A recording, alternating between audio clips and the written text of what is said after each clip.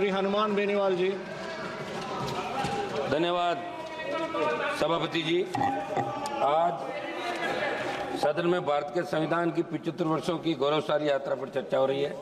सभापति जी, सदन के साथी विद्वान सदस्यों ने पक्ष विपक्ष दोनों तरफ से, और खुशी की बात ये भी है कि 7 घंटे से अलग अलग विचार आए, उधर से भी आए, इधर से भी आए, और सारी बात खुल के आई।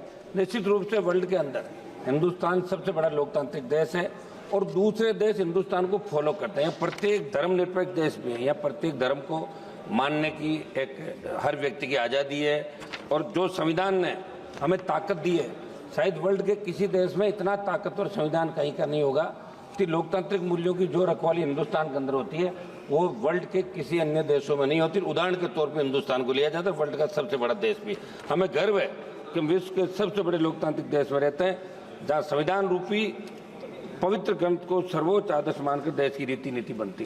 सभापति महोदय, मैं 13 दिसंबर 2001 को हमारी संसद पर हुए आतंकी हमले में शहीद होने वाले सुरक्षा कर्मियों और कार्मिकों को नमन करता हूँ। मैं नमन करता हूँ बाबा साहब भीमराव अम्बेडकर जी, सर छोटूराम जी, शिवाजी महाराज, महाराजा सूरजमल जी, चंद्रशेखर आजाद जी, अशफाक उल्लाह खान जी और भगत सिंह जी तथा सुभाष चंद्र जी बोस और उनके जैसे वीरों और महापुरुषों को नमन करूंगा। भगवान बिरसा मुंडा जी, सरदार उधम सिंह जी को और जलियांवाला बाग में शहादत देने वाले वीरों और राजस्थान के मानगढ़ में शहादत देने वाले मेरे वीर आदिवासियों को। महोदय, जिनकी वजह से देश आज़ाद हुआ, जिनकी वजह से आज़ाद भारत में संविधान अंगीकृत हो, उनका मान सम्मान करना हमारा परम कर्तव्य है। बाबा साहब अम्बेडकर जी ने कहा था कि संविधान मात्र कानूनी दस्तावेज नहीं है, ये हमारे जीवन का सारथी है और सामयिक आवश्यकताओं के अनुरूप है। सभापति महोदय, हिंदुस्तान में प्रत्येक नागरिक को वोट का अधिकार देने की पैरवी बाबा साहब ने करी। उस समय जब संविधान प्रारूप समिति के सामने मामला आया, जब अंग्रेजों के जाने के बाद, तभी बात चली थी कि वोट का अधिकार पढ़े लिखे लोगों को मिले या जमींदारों को मिले या दूसरों को मिले, उस जाति के लोगों को मिले। तब बाबा साहब ने इस बात को कहा, व्यापारी को मिले, तब कहा कि वोट का अधिकार प्रत्येक व्यक्ति को मिलना चाहिए जो हिंदुस्तान के अंदर पैदा हुआ और जिसने इस गुलामी के जंजीरों के अंदर जकड़न, चाहे अंग्रेजों का राज था, उससे पहले जो जितने भी काल आए जहाँ हिंदुस्तान का नागरिक गुलामी के अंदर सांसें ले रहा था, लेकिन प्रत्येक व्यक्ति को वोट का अधिकार मिले। बाबा साहब ने वोट का अधिकार प्रत्येक व्यक्ति को दिलाया, जिसकी बदौलत आज हम और आप सब इस पार्लियामेंट के अंदर बैठे हैं। मैं बाबा साहब ने कहा कि सदियों से गुलामी की जंजीरों में जकड़े प्रत्येक व्यक्ति को वोट का अधिकार मिले तो अपने मनमाफिक सरकार का वो चुनाव कर सके। सभापति महोदय, संसद हमले की बरसी मनाई जा रही है। 13 दिसंबर 2001 को जो संसद पे आतंकी हमला हुआ, सबसे पहली शहादत राजस्थान के बेटे जगदीश यादव, जेपी यादव ने दी। राजस्थान में सीकर से अलग होकर बने नीम का थाना के रहने वाले जेपी यादव आतंकियों से शेर की तरह लड़कर वीर गति को प्राप्त हुए। सभापति महोदय, 26 नवंबर 1949 को हम भारत के लोगों ने स्वतंत्र भारत के संविधान को अंगीकृत, अनियमित और आत्मसमर्पित करने का संकल्प लिया था।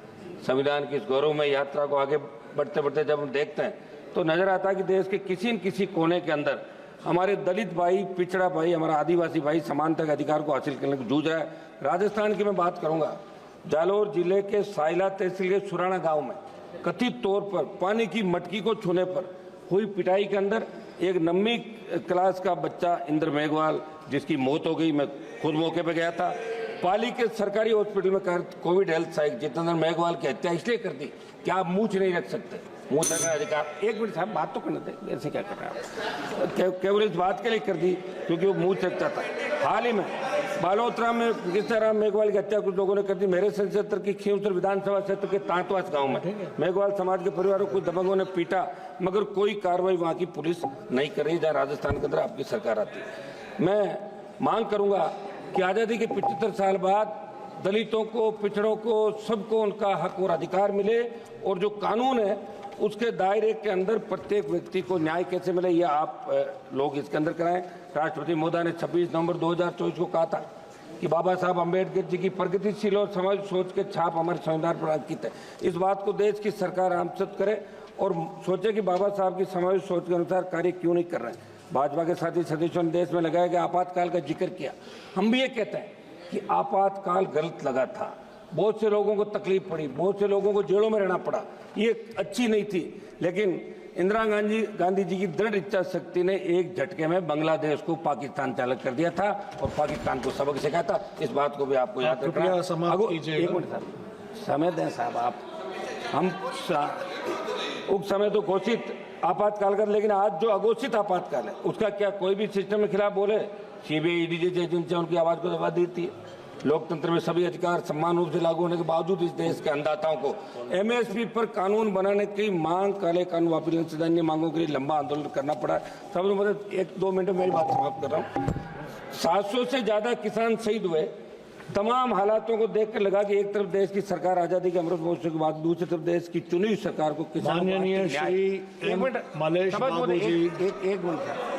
एक मिनट दें साहब, 1 मिनट समय दें। लास्ट मिनट आर्थिक न्याय नहीं दे पा रही है। लास्ट मिनट सर, आर्थिक न्याय नहीं दे पा रही है। मेरी मांग है कि किसानों की कर्ज माफी, एमएसपी को कानूनी मान्यता देने के बाद आप स्वीकार करें। और जो आंदोलन अभी बॉर्डर पे चल रहा है, शंभू बॉर्डर, दूसरे बॉर्डर पे, किसानों से आप बात करें, वार्ता करें। संविधान में सहमति और असहमति दोनों को एक समान मूल्य के रूप में देखा गया, लेकिन आज क्या हालात? कोई भी सांसद, कोई नेता, कोई भी व्यक्ति सरकार के निर्णय से असहमति व्यक्त करता है तो उसे दुश्मन की नजर से देखा जाता है। ये ठीक नहीं है। सभापति जी, मैं अंतिम कंक्लूड कर रहा हूँ। एक मिनट मेरा समय सर। मणिपुर देश का राज्य है। हमारे भाई साथियों ने मणिपुर का हालात विस्तार से बात की। पूछना चाहूंगा कि संविधान कानून होने के बावजूद मणिपुर में हालात में कब सुधार होगा? गर्मियों की छुट्टी होने वाली थी, मेरे पापा आने वाले थे, तो हम लोग सभी खुश थे। तो मैं एक बेड पे चढ़ के डांस कर रहा था, लेकिन वो पहले ही आ गए। फ्रीज। तो मैं उस समय तो कंटिन्यू नहीं कर सकता था ना, तो फ्रीज फ्रेम टाइप का हो गया। कसम पैदा कर